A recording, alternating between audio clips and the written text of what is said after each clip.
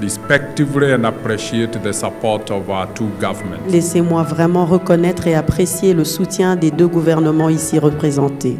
Alors les principes d'Equity sont très simples. Se rassurer que la mission ait lieu et que les partenariats puissent vraiment se mettre en place et être solides. Equity BCDC a aussi mis à disposition 5 milliards de dollars pour tous les entrepreneurs qui pourront participer à cette mission afin de faciliter les projets et les partenariats. Ces 5 milliards de dollars permettront à 5 millions d'entrepreneurs de pouvoir emprunter et développer leurs entreprises. Pour clore, j'aimerais vivement remercier le gouvernement RD congolais qui est actionnaire dans Equity BCDC et qui nous a donné l'opportunité d'utiliser cette succursale afin de mettre en avant les fonds qu'il faut pour pouvoir faciliter ce processus. Et je crois que l'activité qui est organisée ce jour par Equity est une matérialisation de la volonté des chefs d'État de voir des échanges se développer entre les deux pays.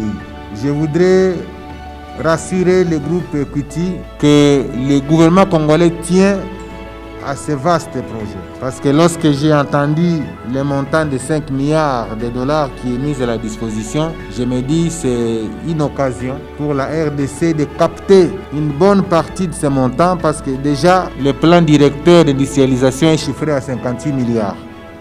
Donc je considère déjà que Equity est en train de répondre à 10% pour densifier les tissus industriels en République démocratique du Congo. Le rôle de l'ambassade, c'est améliorer les relations entre les deux pays, le Kenya et la RDC.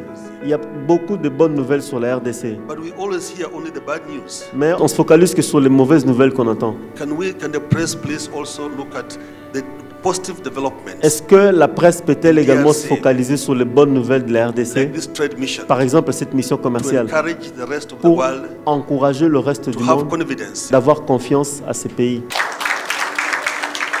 Je pense qu'il est incontestablement attesté aujourd'hui que la présence kenyane dans le circuit économique n'est plus à démontrer.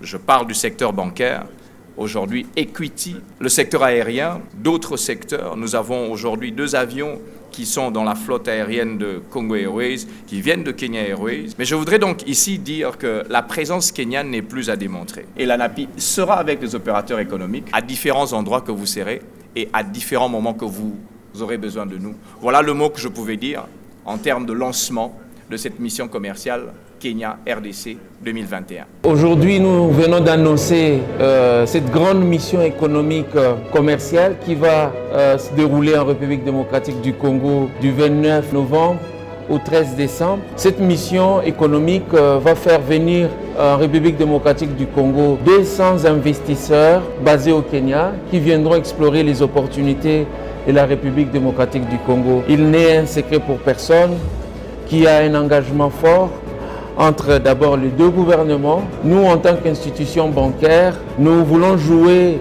un rôle majeur dans la promotion du commerce transfrontalier. Fort de notre expérience dans la région, nous avons été à la facilitation de cette mission économique qui va se dérouler en 4 phases. Premièrement à Kinshasa, en second lieu à Lubumbashi, à Goma et puis à Mbujimayi pour la partie centre. Bienvenue à la mission commerciale Kenya-RDC 2021.